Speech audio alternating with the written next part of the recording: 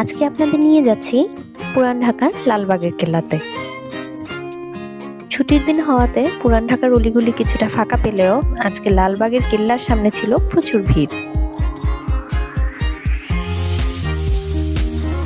Ticket কাউন্টারের অবস্থা থেকে বুঝতে পারছেন কতটা যুদ্ধ করে আমার হাজবেন্ড টিকিট নিয়েছে। আর ভেতরে ঢোকার সময়ও ছিল একই অবস্থা, প্রায় যুদ্ধ শেষে আমরা ভেতরে ঢুকতে পারলাম। বহু মানুষের ভিড়ের মাঝে ভেতরে ঢোকাটাই কষ্ট হয়ে গেছে।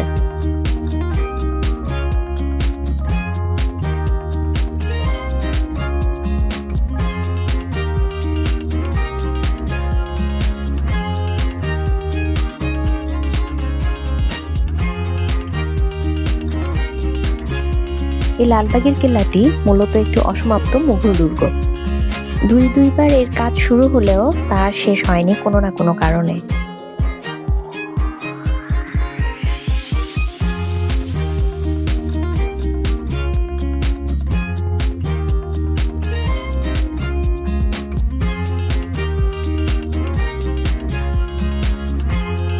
যতটুকু জানতে পারি, দুর্গটি হচ্ছে 3টি ভবন স্থাপনার সমন্বয়ে তৈরি।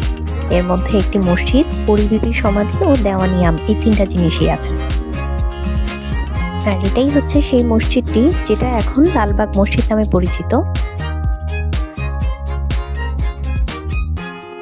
তাছাড়াও এর সাথে 2টি বিশাল তোরণ ও আংশিক ধ্বংসপ্রাপ্ত মজবুত একটি দুর্গ প্রাচীরও আছে। আর এই দুর্গ প্রাচীরের উত্তরেই ছিল কয়েকটি ভবন, আস্তাবল, প্রশাসনিক ভবন এবং জলাধার ও ফোয়ারা সহ বেশ কয়েকটি সুন্দর স্থাপনা। এর ইতিহাস সম্পর্কে বিস্তারিতভাবে আমি অতটা না জানলেও যতটুকু যাই দেখতে পাচ্ছি তাতে মনে হচ্ছে এটা খুব সুন্দর একটা গুছানো স্থাপনা ছিল।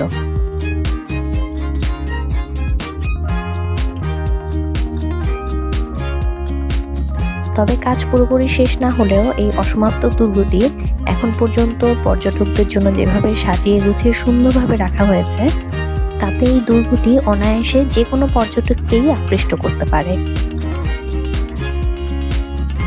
এই এলাকাটি একসময় আওরঙ্গাবাদ নামে পরিচিত থাকলেও 1844 সালের পরে তার নাম বদলে লালবাগ হয় এবং তারপরে এই দুর্গটি লালবাগ দুর্গ নামে পরিচিত পায়। বর্তমানে দুর্গটির অসমাপ্ত স্থাপনাগুলোর পাশাপাশি এর সৌন্দর্য বৃদ্ধির জন্য বহু জাতের বিভিন্ন রকমের অসংখ্য ফুলের গাছ দিয়ে বাগান তৈরি করা হয়েছে।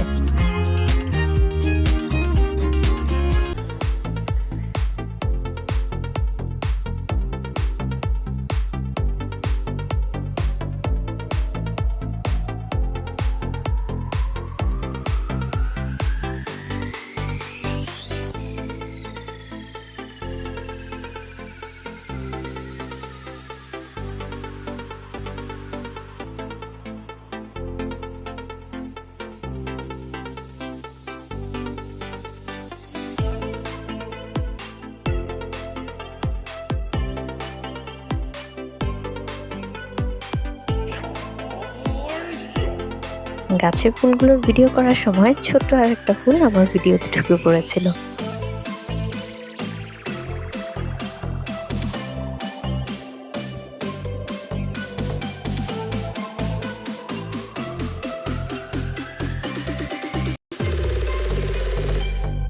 অবশেষে লালবাগের কেল্লা থেকে বিদায় নিয়ে আমরা ফিরছি আমাদের বাসার দিকে। আর আপনারাও চাইলে ঘুরে আসতে পারেন লালবাগের কেল্লা থেকে, যেটা মুঘল সাম্রাজ্যের ইতিহাসে সাক্ষী হয়ে আছে।